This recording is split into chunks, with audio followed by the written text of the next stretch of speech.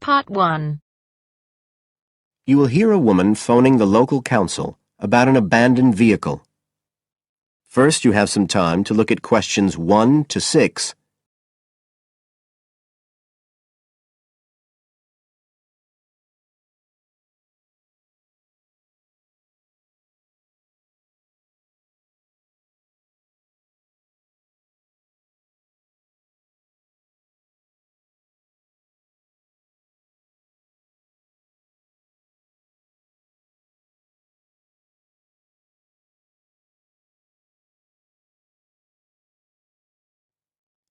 Now we shall begin. You should answer the questions as you listen, because you will not hear the recording a second time. Listen carefully and answer questions 1 to 6.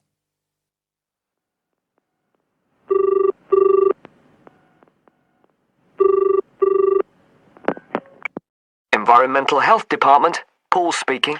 Oh, hello.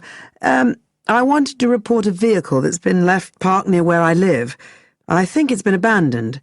I wondered if the council could arrange to get it towed away.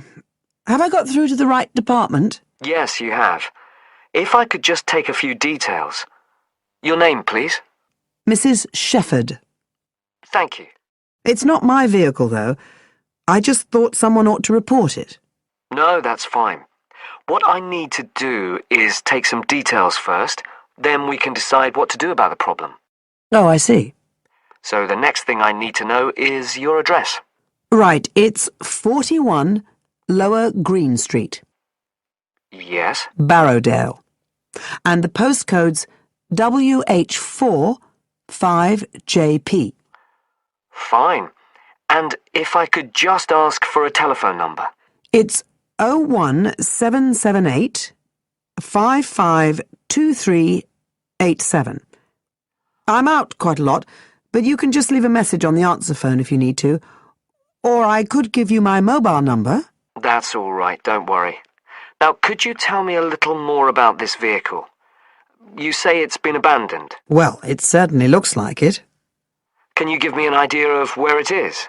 Yes, it's near the main road that goes through Barrowdale. Is that the A69? Yes, that's right. Now, there's the primary school just towards the end of the village, and then next to that, next to the children's playground, there's a field, and it's in there. Oh. I wonder how it got in there. Well, there's a gate to allow farm machinery in and out. I thought something ought to be done about it. The children from the school might start playing in the vehicle and lock themselves in or something. Yes, you were quite right to report it. And what type of vehicle are we talking about here? It's a van, actually. You know, the sort with just a couple of little windows at the back. Right. You don't happen to know the make and model, do you? Oh, yes. I went and had a look and got all the details. I thought you might need them. I'm surprised the school hasn't contacted you about it. Anyway, I wrote the details down. Right. It's a Catala, and the model's a Flyer 2000. Is that Flyer? That's right. Very good. And the colour? Well, it's not all that easy to see because it's absolutely filthy. And actually, it looks as if it's had a paint job at some stage. It's blue, but you can just see white underneath where it's been scratched. Right. Well, I'll just make a note of the present colour, and if you could just tell me the vehicle number. Did you make a note of that? Oh, yes. It's S322GEC. Okay. Before you hear the rest of the conversation, you have some time to look at questions 7 to 10.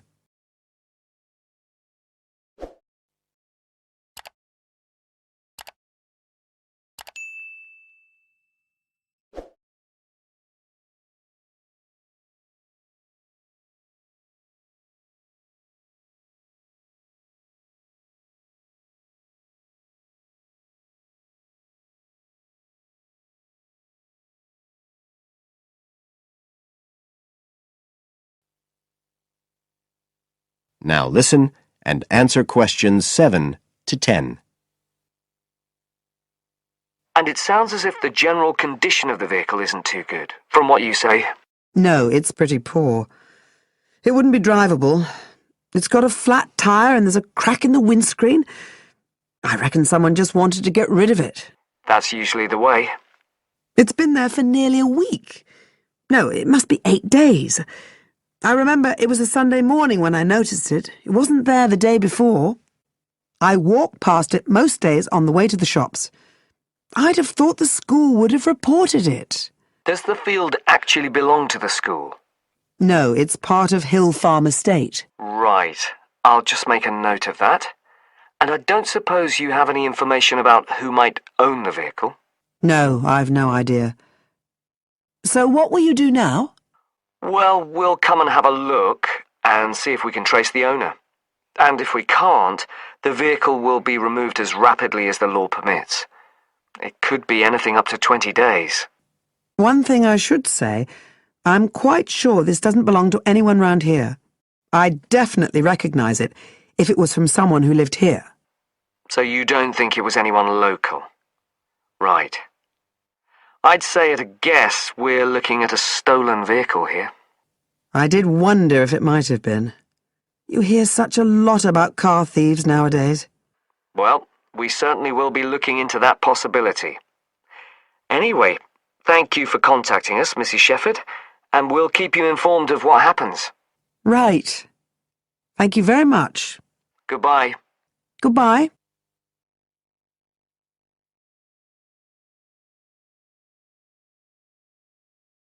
That is the end of part 1. You now have half a minute to check your answers.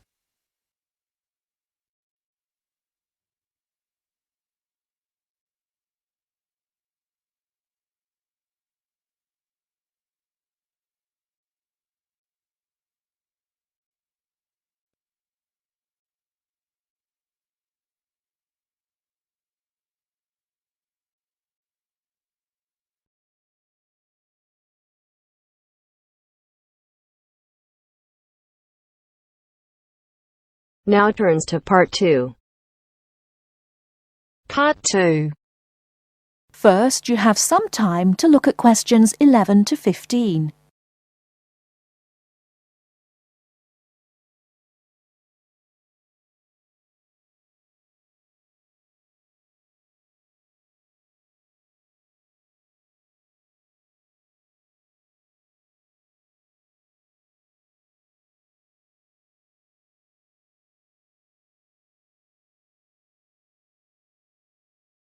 Now, listen carefully and answer questions 11 to 15. Starting at the beginning, you can see the on-off switch just beneath the two lights. Having turned the machine on, these lights now become very important. When the light on the left has gone out, you can begin making coffee, as it means the water is now hot enough. Next to that is the water level light. If this is illuminated, it means the machine does not have enough water. It is essential that you turn the machine off and add more water the moment this light comes on. Otherwise, you could damage the heating element. Once you have checked that both the heater light and the water level light are off, make sure the filter holder, that's the part with the handle just under the control panel, is in place. Once you have your cups ready, it is time to press the coffee delivery switch. That's the button just above the filter holder beside the boiler meter. Remember to take a quick look at the meter as it tells you the exact temperature of the water. On both the left and right hand side of the machine, on the same level as the filter holder, you can see the steam pipes used for heating milk. These steam taps need to be cleaned regularly to avoid blocking. And finally, if you do spill any coffee, don't worry. Just make sure that the drainage pipe at the bottom of the machine is leading into a sink or a suitable waste container.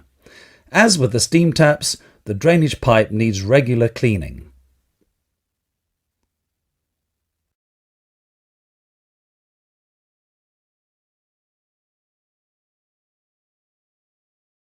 Before you hear the rest of the talk, you have some time to look at questions 16 to 20.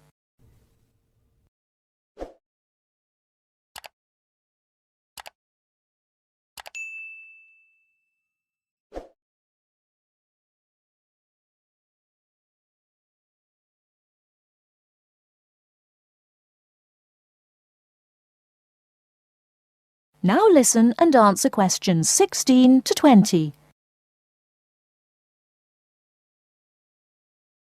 First and most importantly, I'll tell you where you should go from tomorrow for your lectures and classes. The Health Sciences building is on the west side of the campus, opposite the library, beside the History department. As you are probably aware, there are 6 modules to the course, which will take a year to complete. That's 2 modules each term. In the first module of this term, you will be looking at current laws with regard to health and safety in the workplace. Don't forget that as you progress through the course, you should be building your thesis. This will need to be completed by the end of the year. Coursework will also be credited to your final grade, but the most important part of the course is the thesis. Now, the final thing I want to tell you, and again you should know this, is that there will be a number of guest speakers throughout your course. They will come from a number of different medical backgrounds, but they will all be giving you their views on the relevance of health sciences in their occupations.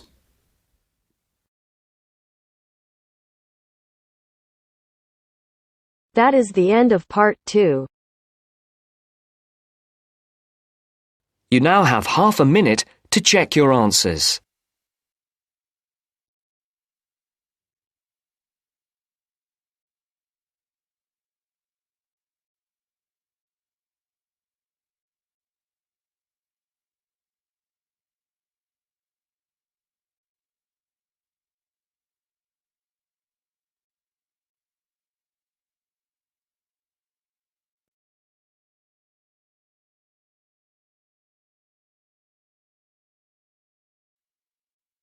Now turns to part 3. Part 3. You'll hear a lecturer talking to students about America in the 1960s. You have some time to look at questions 21 to 26.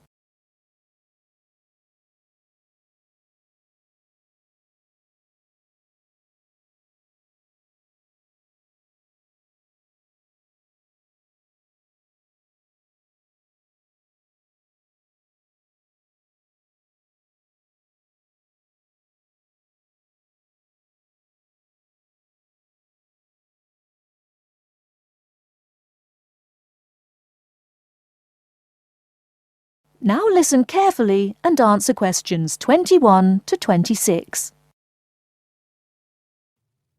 We begin our examination of America in the 1960s with the usual caution. There is no sense in trying to understand any decade without looking at what came before. Those of you who still have outstanding coursework on the 1950s would do well to complete it now, if for no other reason than it will help make sense of the next series of lectures. But we must press on, and I'd like to begin my talk about the 60s with a reference to one of those things that came before, the post-war baby boom. With the end of the Second World War in 1945, there began in the USA an era of perceived prosperity and security. In short, people started to feel that the world was a much better and safer place to bring up children. So, at the start of the 60s, all those children born in the baby boom, 70 million in the US alone, were teenagers. As the 60s progressed, and as this large number of people approached adulthood, there was a noticeable shift in the balance of power, and young people began to have a voice in ways that were not considered possible in the more conservative atmosphere of the preceding decade. Things were moving forward at a rapid pace. The literature of the time brought out all the taboos. Everything was covered, such as race in, for example, the book To Kill a Mockingbird. The role of women changed, and equality for women, well, let's just say that once certain books were published, women were no longer going to be satisfied with their roles as devoted wives and mothers. Through literature alone, the whole fabric of society was challenged, and by the end of the 60s, things would never again be as they had pretty much been for the preceding 40 years. It was a decade of protest, civil rights protests, feminism, the rights of minorities, the Vietnam War. All these causes led to peaceful and not-so-peaceful protests on college campuses and elsewhere.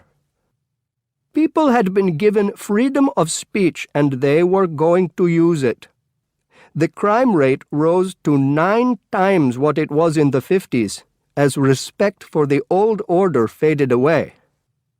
But it was also a time of great development. In medicine, the 60s saw the first heart transplant. In technology and the space race, where we saw the first American in orbit and lasers being invented at the start of the decade, and the first man on the moon, and the first primitive internet at the end. Before you hear the rest of the talk, you have some time to look at questions 27 to 30.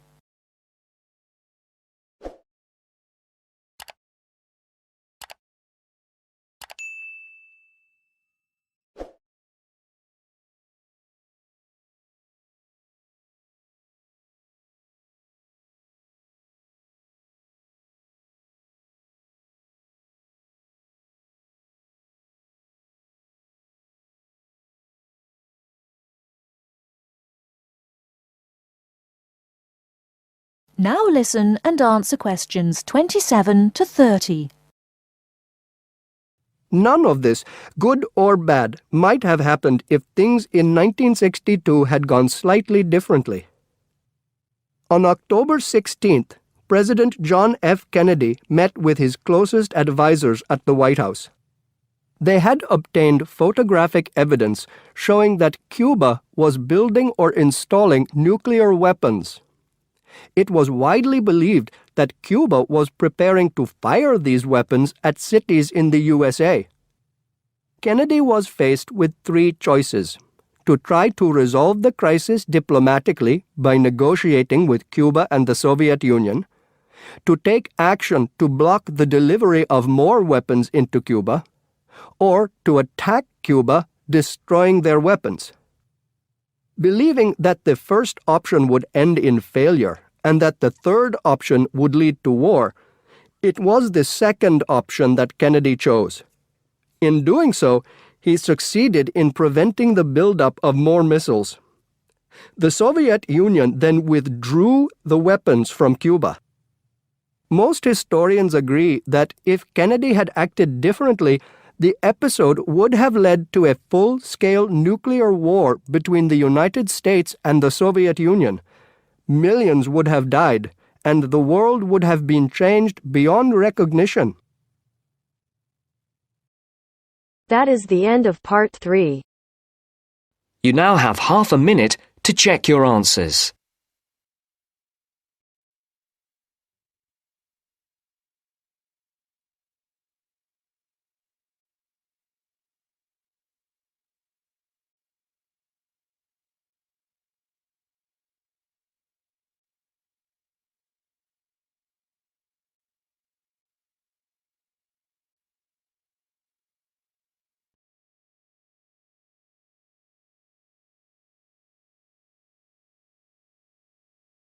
Now turns to part 4.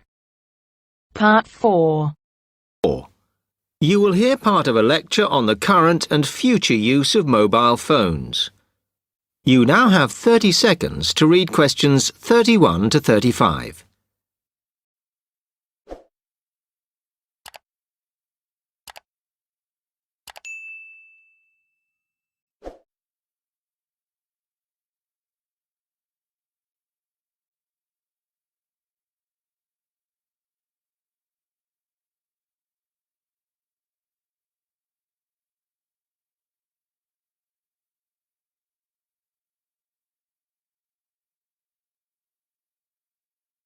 Okay, now today we're looking at changes in communication, and specifically changes that have just happened or are likely to happen in the next few years. Key to this is the mobile phone, which is increasingly being seen as an all-purpose system rather than just a phone. If you only use your phone for texting and making calls now, you will be amazed at how you'll be using it in the future. The technology has been developed for a range of other uses. For example, phones could be used so that if you are meeting someone and they get lost, you could send them a map of your location to help them. This will save all those complicated explanations over the phone and our poor friends or colleagues trying to drive and find out where they are at the same time. And if you get bored waiting, or if you're traveling, for example, you will soon be able to see TV news on your phone as it is actually being broadcast. This means that you won't have to miss any of your favorites if you were away for a few days. Most people have got used to texting now, and young people send pictures to each other. But what is exciting is the possibility of putting music with them before you send them. And it's not all frivolous. Phones are going to become even more critical in business and education. Some recent developments have a highly practical usage. So, for example, as lecturers, we will be able to send everybody a text to let them know if lectures have been canceled. And the new phones could have a further use in education, as well as business, as they will enable us to go to any destination, such as when we are doing a field trip, for instance, and from there to send data directly to a computer so that we can access it when we get home. This means we will no longer be limited by what the phone can store. You now have 30 seconds to read questions 36 to 40.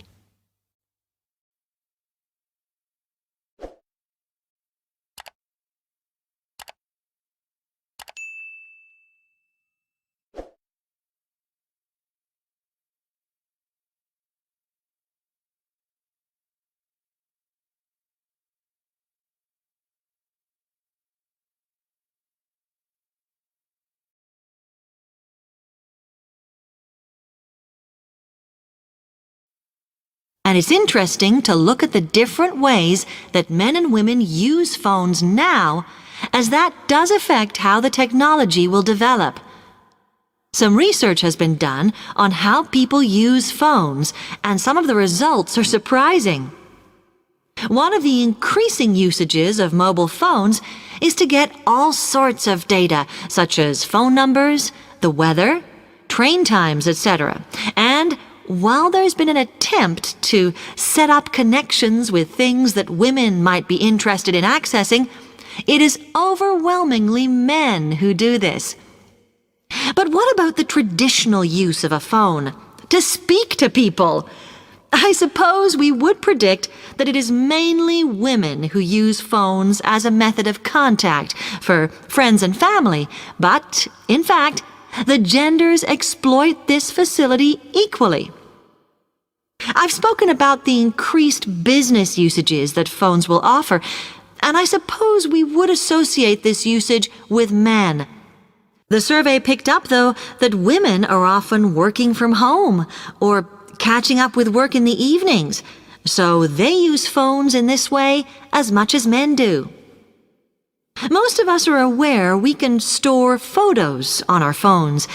It's an ideal method of capturing a moment wherever you are.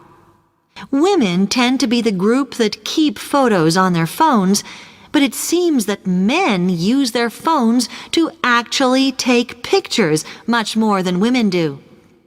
And of course, all this knowledge affects the marketing that the companies will do in order to sell the phone.